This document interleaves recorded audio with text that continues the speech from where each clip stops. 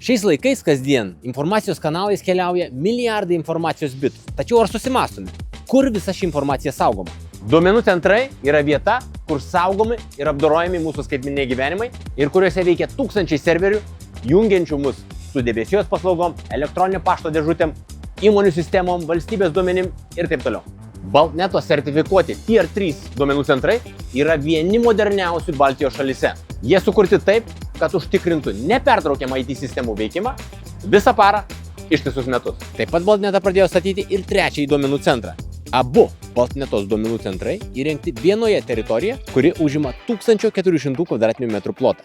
Abu yra technologiškai atskiri vienetai, turi Tier 3 sertifikatus, taip pat fizinės saugos PCI DSS sertifikatą. Atėję grupiai priklausanti Baltneta gali pasiūlyti platų paslaugų spektrą iš vienų rankų.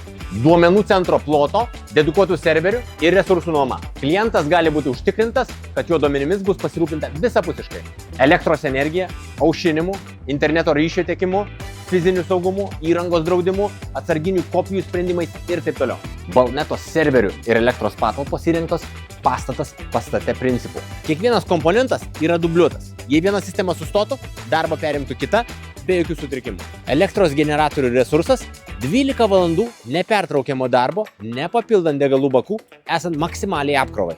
Taip pat dubliuoti nepertraukiamo maitinimo šaltiniai. Visa 1 hektaro teritorija yra Baltnetos nuosavybė, o pastatas skirtas tik duomenų centro veiklai vykdyti.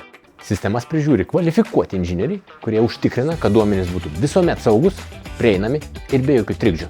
Į teritoriją įleidžiami tik autorizuoti automobiliai ir žmonės, o praėjimas autorizuojamas su kortele ir PIN kodu. Dubliuoti tiek vidiniai aušinimo agregatai, tiek aušinimo vamzdynai, tiek lauko aušinimo agregatai. Į serverių spintas montuojami išmanieji rozečių blokai, leidžiantis valdyti serverius nuotoliniu būdu.